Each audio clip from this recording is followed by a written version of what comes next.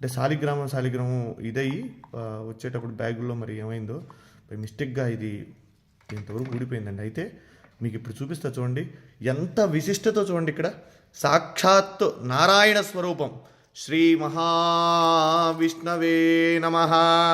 సశంఖచక్రం సకిరీటకుండలం సపీతవస్త్రం సరసీరుహే క్షణం సహారవక్షస్థలశోభికౌస్తుభం నమామి విష్ణుం శిరసా చతుర్భుజం.